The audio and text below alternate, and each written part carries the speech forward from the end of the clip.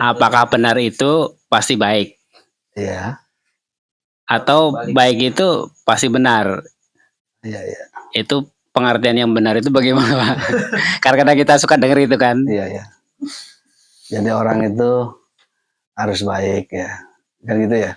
Sering kita dengar kan kalimatnya, atau apa ya?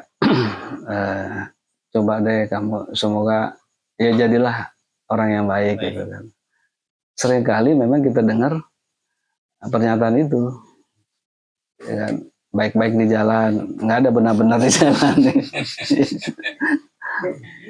Ya, coba tutur katanya yang baik. Nah, sering gitu kan. Coba perilakunya yang baik. Jadi kata baik itu lebih memenuhi kosakata perbendaharaan percakapan masyarakat kita untuk mengatakan sesuatu itu positif. Nah, tapi jarang, atau mungkin kita sangat jarang mengatakan coba kamu jadi orang apa, berbuatlah benar ya kan, jadilah orang yang benar itu hampir jarang kita dengar ya. Pasti jadilah orang yang baik gitu kan. Ya, baik dan buruk itu penilaian masyarakat ya kan. Contoh budaya, ini soal budaya misalkan di daerah tertentu,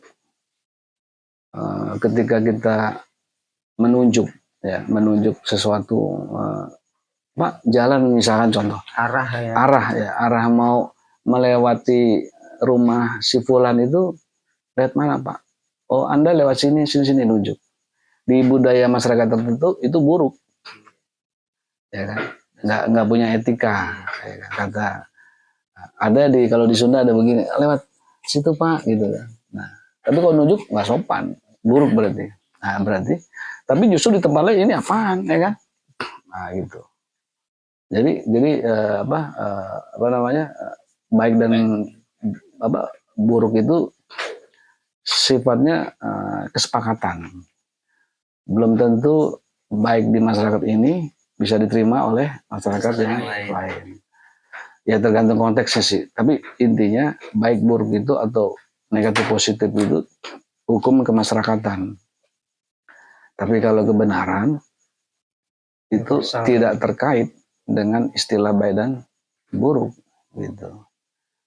Kebenaran itu bisa berefek kebaikan, bahkan bisa berefek keburukan bagi orang-orang tertentu, ya kan?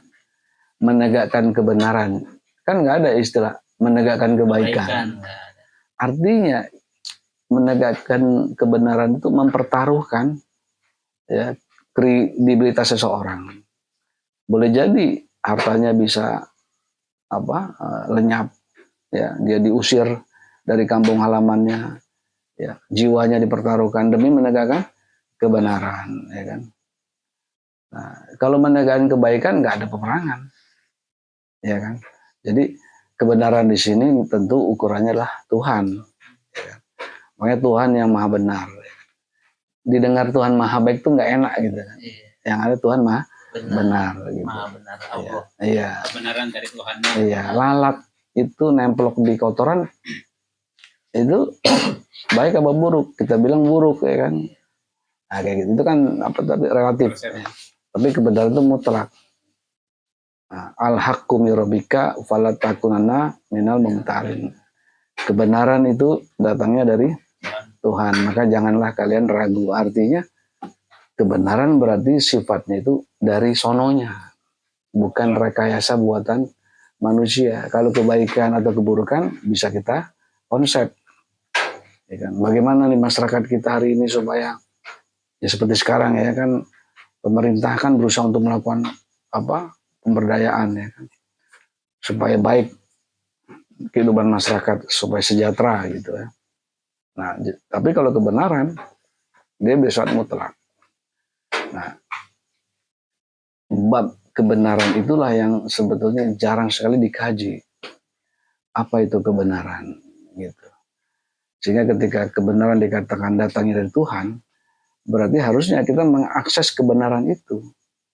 Kita tidak pernah bisa menciptakan kebenaran.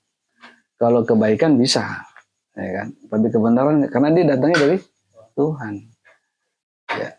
kita punya rasa, ya, rasa mencintai punya semua orang, rasa menyayangi punya semua orang. Tapi begitu kita implementasikan rasa itu, bisa diterima negatif. Kita menyayangi istri kita dengan cara kita melakukan perbuatan yang dianggap baik. Belum tentu istri kita menerima gara-gara kita belum ngasih uang belanja di pagi hari misalnya. Gitu kan. Itu masalahnya. Ya. Tapi kalau kebenaran itu nggak ada toleransi. Katakan walaupun pahit. Kebenaran itu pahit. Nah, apa itu pahit? Mungkin lain waktu kita bisa bahas kebenaran itu pahit. Tapi yang jelas tidak bisa dikatakan bahwa yang baik itu belum tentu, yang baik itu pasti benar, nggak bisa. Atau buruk itu dikatakan salah, belum. Karena kebenaran itu berdiri sendiri, dia datang dari Tuhan, sementara baik dan buruk adalah hukum-hukum masyarakat. Gitu.